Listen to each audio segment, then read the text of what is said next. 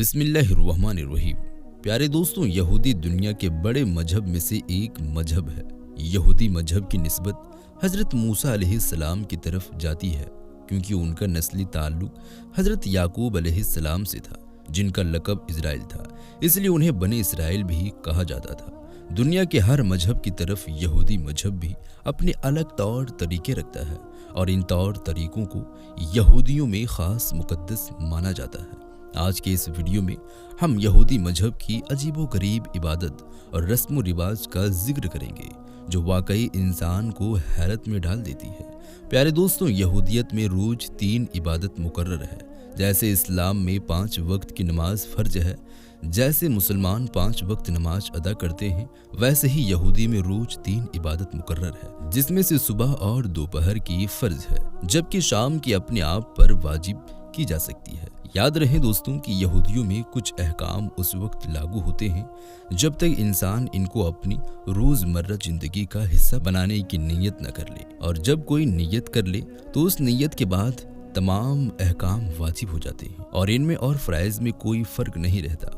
इस मजहब में ये तमाम इबादत अकेले तौर पर भी अदा हो सकती है, और बात जमात थी, लेकिन बात जमात अदा करने में फजीलत है, और ख़ास कर जब जमात इकट्ठा हो जाए तो वो खुदा के दरबार में बतौर बनी इसराइल की कौम हाजिर देती है। जमात के पूरा होने के लिए कम से कम 10 लोगों की ज़रूरत है, वरना एक साथ रहकर भी इबादत कबूल हो सकती है। यहूदियों में दीन के आगाज़ में सबसे पहली इबादत फ़र्ज की इबादत होती है।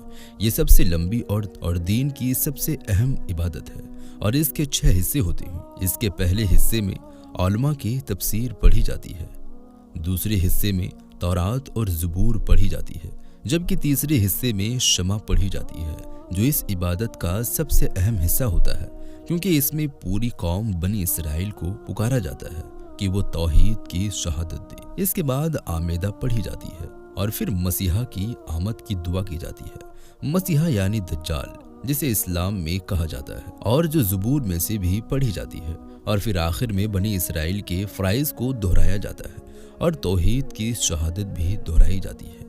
दीन इस्लाम की तरफ यहूदियों में नमाज का तसव्वुर पाया जाता है, और यहूदी दिन में 3 नमाज अदा करते हैं, जबकि हफ्ते के दिन और दिगर तमाम ख़ास दिनों या साल पर यहूदियों के फ़िरका राज़ी कुल अक़ीदा और इज्जत पसंद यहूदी एक इजाफ़ी नमाज अदा करते हैं, जिसे मुसाफ़ कहा जाता है। इनके अक़ीदे में एक 5वीं नमाज भी है, जिसे नाइला कहा जाता है, लेकिन वो सिर्फ माह तीसरी के 10वें दिन यानी यौमुल गफरान को ही अदा की जाती है। इस्लाम की तरह यहूदियों की नमाज भी तन्हा और जमात के साथ भी पढ़ी जाती है। जिस तरह इस्लाम में नमाज बाद जमात की फजीलत है, इसी तरह दीन यहूदी भी जमात नमाज को अफजल तर करार देते हैं, और यहाँ तक कहा गया है कि बगैर जमात के नमाज अदा नहीं होती। यहूदियों में अक्सर आमाल की क़ीरत बा आवाज़ एक ख़ास लय में की जाती है, जिसे निर्गुण कहा जाता है।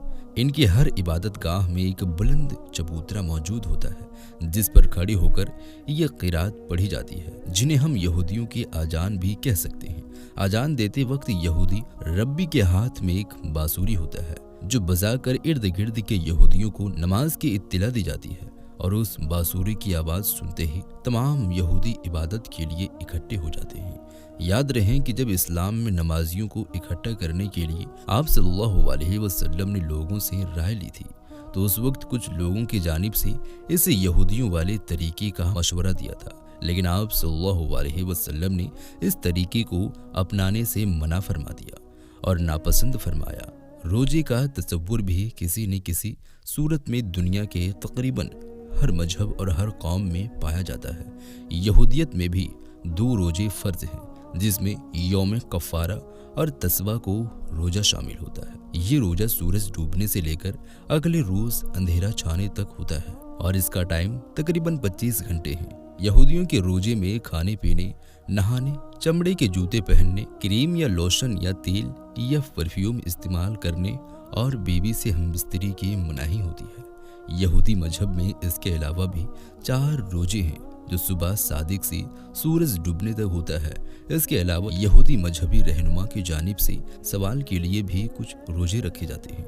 यहूदी दुल्हा दुल्हन पाकीज़गी के साथ अपनी शादीशुदा जिंदगी शुरू करने के लिए अपनी शादी के दिन रोजा रखते हैं, जबकि परहेजगार यहूदी हर जुमेरात पीर को रोजा रखते हैं। इनका अकीदा है कि हजरत मूसा अलैहिस्सलाम जुमेरात को तूरे सीना पर गए और पूरे 40 रोज बाद पीर को वापस आए थे। सैयद सुलेमान नदवी अपनी मशहूर किताब सीरतुन नबी सल्लल्लाहु अलैहि वसल्लम की जिल्द नंबर 3 में लिखते हैं कि यहूदियों में रोजा फरीजा इलाही है। हजरत मूसा अलैहिस्सलाम ने कोहे तूर पर 40 दिन भूखे प्यास गुजारे। चुनांचे आम तौर पर यहूदी हजरत मूसा अलैहिस्सलाम की पैरवी में 40 दिन रोजा रखना अच्छा समझते हैं, लेकिन 40वें दिन तक रोजा उन पर फर्ज है, जो उनके 7वें महीने की 10वीं तारीख को होता है।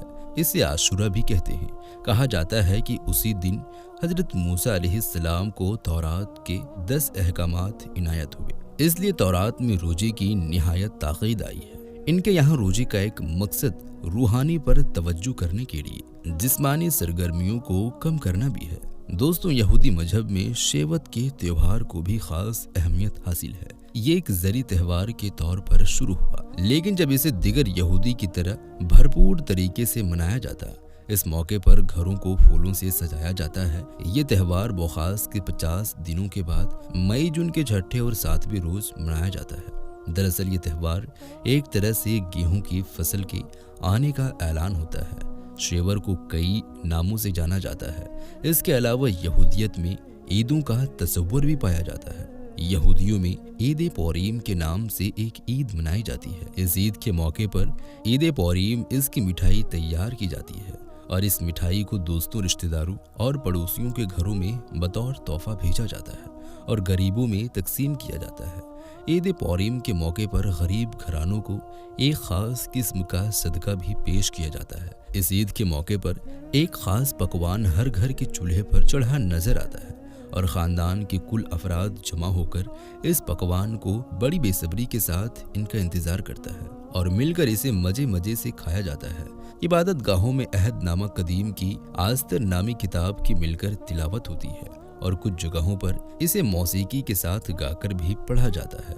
गली मोहल्लों, चौराहों और सैरगाहों में और शहर भर के बाजारों में एक रात से अगली रात तक मेले का महफिल बना रहता है और किस्म किस्म के खाने और कुछ चीजें खुशी के सामान को दुगना करती है। जबकि ईरान में बसने वाले यहूदी इस मौके पर हमदान शहर में आस्तीर के मजार पर जाते हैं। प्यारे दोस्तों, ये थी हमारी आज की वीडियो यहूदियों के बारे में। यहूदियत क्या है और यहूदियों की ईदें कौन सी है और इनका कल्चर क्या है। तो दोस्तों, हम उम्मीद करते हैं कि आपको ये वीडियो, ये इन्फॉर्मेशन पसंद आई होगी। अगर ये वीडियो आपको पसंद आई हो तो आप इस वीडियो को अपने दोस्तों या रिश्तेदारों में ज़्यादा से ज़्यादा शेयर करें।